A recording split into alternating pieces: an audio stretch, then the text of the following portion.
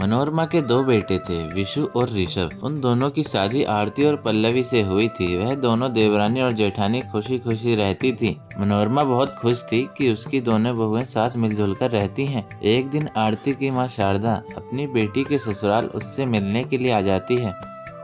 अरे आरती बेटी, कैसी है तू? सब ठीक तो है ना? हाँ हाँ मम्मी, सब ठीक है। आप आज यहाँ कैसे आ गई मुझसे मिलने के लिए? तुझे मिले हुए बहुत समय हो गया था ना बेटी, इसलिए मैं आज खुद ही तुझसे मिलने के लिए चली आई। अच्छा रुकिए मम्मी, मैं भी आपके लिए चाय लेकर आती हूँ। तभी वहाँ पर पल्लवी आ जाती है। माँ जी नमस्ते। आरती तुम यहीं बैठो, तुम्हारी मम्मी बहुत दिनों बाद तुमसे मिलने के लिए आई है। मैं चाय बना के लाती हूँ। आरती बेटी, ये तो तुम्हारी जेठानी है ना? हाँ मम्मी, ये मेरी जेठानी है, लेकिन इन दोनों जेठानी कम और बहनें ज्यादा है। ये मेरा बहुत ध्यान रखती हैं।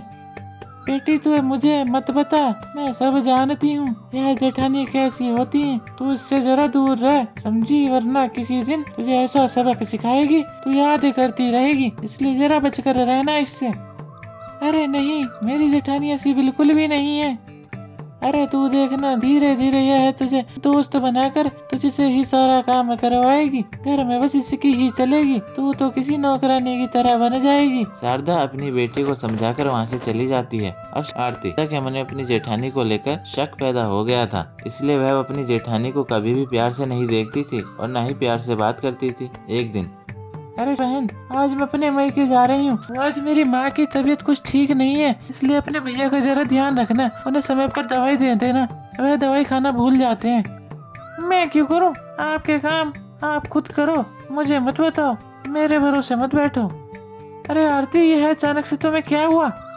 कुछ नहीं, बस अब मेरी आंखें खुल गई हैं, समझी? अब से मुझे अपने काम बताने की कोई जरूरत नहीं है, अपना काम खुद क्या करो। कुछ दिन बाद पल्लवी कुछ बर्तन साफ कर रही थी, तभी उसके हाथ से प्लेट छूटकर नीचे जा गिरती है और वह टूट जाती है।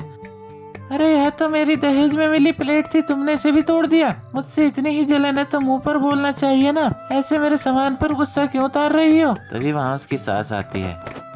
अरे क्या हुआ, क्यों लड़ रही हो तुम दोनों बहुएं?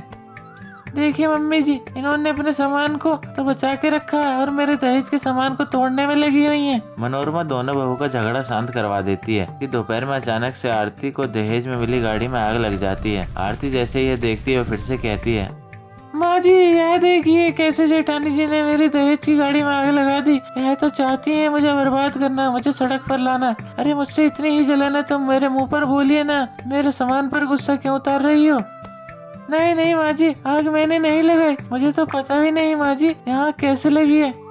बहू मैं सब जानती हूँ कि यह सब कैसे हुआ है और क्यों हुआ है। और सबसे पहले आरती बहू, तू जिस दिन से तेरी माँ तुझे पढ़ा कर गई है ना, तेरे शक कुछ ज्यादा ही बढ़ गए हैं। उससे पहले तो तू जेठानी के साथ बहन बन कर रहती थी, उसके बाद से तुझे इसमें दुश्मन दिखाई देने लगी। यह सब तेरी माँ की लगाई हुई चिंगारी है, समझी ना? सब तेरे मायके की चाल है हमारे घर तोड़वाने की, तू समझ जा। और ये आग बहू ने नहीं लगाई, गाड़ी में यह आग यहाँ शॉर्ट सर्किट की वजह से लगी है। आरती को अपनी गलती का एहसास हो जाता है और वह अपनी सास और जेठानी से माफी मांगती है और अपने मायके की इस चाल को समझ जाती है। उसके बाद वह मिलजुल कर रहने लगते हैं। सोनापुर गांव के जंगल में पीलू चिड़िया रहती थी। वो बहुत ही गरीब थी। पीलू कुछ बकरियों को पालती थी, फिर वो उन बकरियों का दूध बाजार में बेच देती थी, जिससे उसके घर का खर्चा चलता था। लेकिन उसको पैसे हमेशा कम ही पड़ते थे। पीलू की बूढ़ी माँ बबली उसके साथ रहती थी। पीलू पीलू बेटी, तू इतना मेहनत करती है, लेकिन फिर भी हमारी घर की दशा ऐसे ही है। मैं बूढ़ी भी तुझ पर बोझ हूँ, मुझसे तेरा ये हाल नहीं देखा जाता। तो पीलू कहती है, नहीं माँ, तुम चिंता मत करो, जल्द ही सब ठीक हो जाएगा। एक दिन पीलू का मामा हरिया तोता उसके पास आता है। अरे पीलू बेटी, तू ईमानदारी से इतनी मेहनत कर रही है, लेकिन अभी भी तू गरीब ही है। मेरा कहना मान, मुनाफा कमाने का तरीका ढूंढना होगा, जिससे तुझे भी मुनाफा हो और लोगों को भी नुकसान नहीं हो। तो पीलू कहती है, ऐसा कौन सा तरीका है मामा जी, मुझे बताइए। तो हरिया बोलता है, अभी कुछ दिनों में गांव में मेला लगने वाला है। आसपास के गांव वाले भी आएंगे। इन बकरियों का दूध बेचने से काम नहीं चलेगा। फिर पीलू पूछती है, लेकिन मैं और बकरियां कहाँ से लाऊं मामा जी?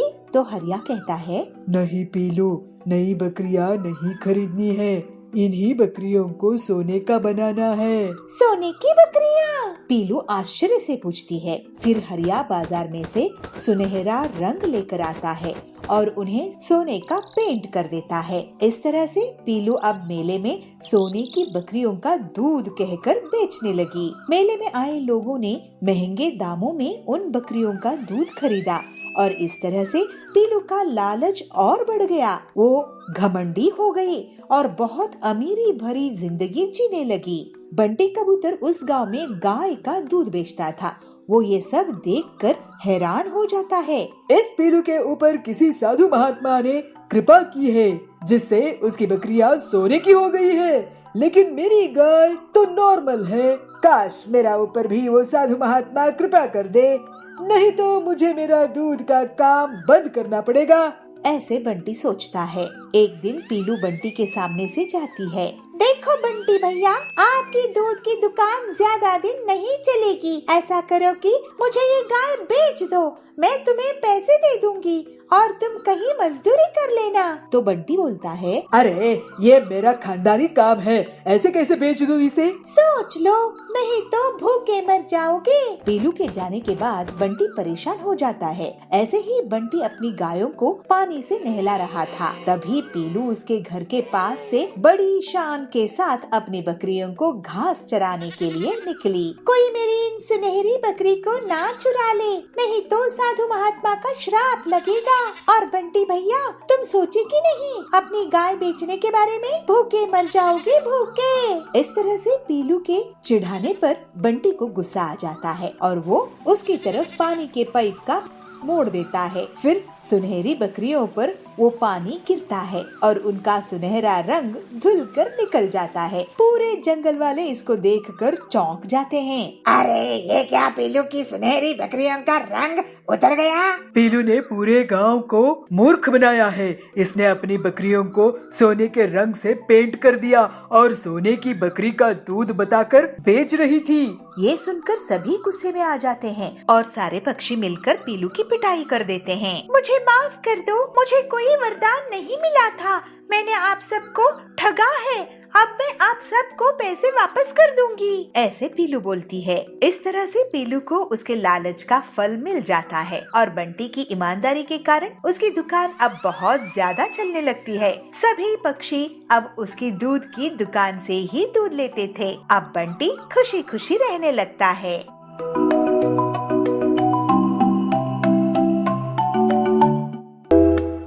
लालपुर गांव में बबलू ऑटो चलाता था।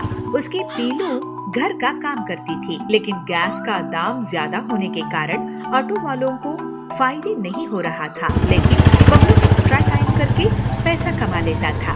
ये बात कालू ऑटो वाले को पसंद नहीं थी। वो सवारी से ज्यादा पैसे लेता था।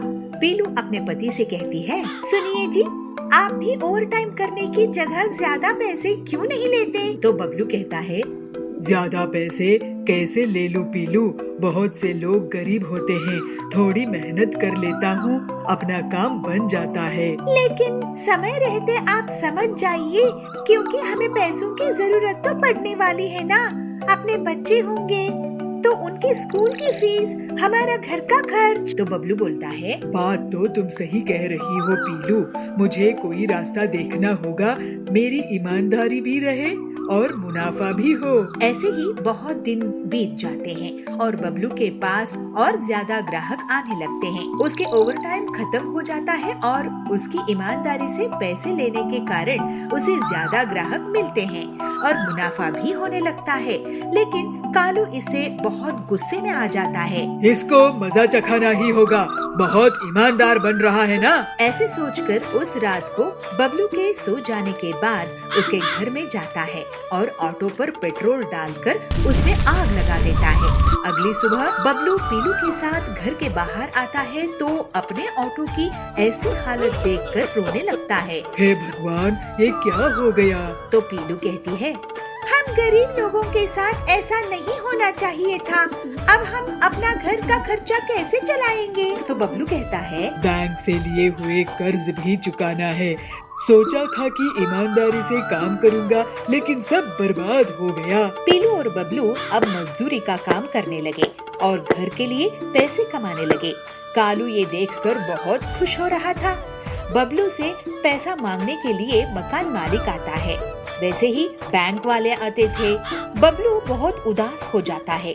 ये देखकर एक दिन हरिया उसे अपने गराज में बुलाता है। काम खत्म होने के बाद बबलू और पीलू हरिया के पास जाते हैं। तो हरिया कहता है, तुम्हारा दुख मुझसे देखा नहीं जाता बबलू। मेरे पास 2 पुराने ऑटो पड़े हैं, लेकिन इनमें से एक में ही इंजन है। तुम चाहे तो ले लो। तो बबलू कहता है, तुम बहुत नेक दिल के हो हरिया, लेकिन मुझे डबल मेहनत करनी पड़ेगी, तब जाके मैं इतने पैसे कमा पाऊंगा जिससे कर्जा उतर जाए। पीलू बोलती है, डबल मेहनत क्यों करना है जी? डबल ऑटो बना लो, डबल ऑटो बना लो। हरिया भाई, आपके ये दोनों पुराने ऑटो अगर जोड़ लेंगे तो ये डबल ऑटो बन जाएगा और इसमें डबल सवारी आ सकेगी। मतलब एक ही बार में डबल मुनाफा। फिर पीलू के उस आइडिया से हरिया और बबलू डबल ऑटो बना देते हैं और बबलू ऑटो को ले जाकर जंगल में घूमने लगता है। ये देखकर कालू की सिर चकरा जाता है।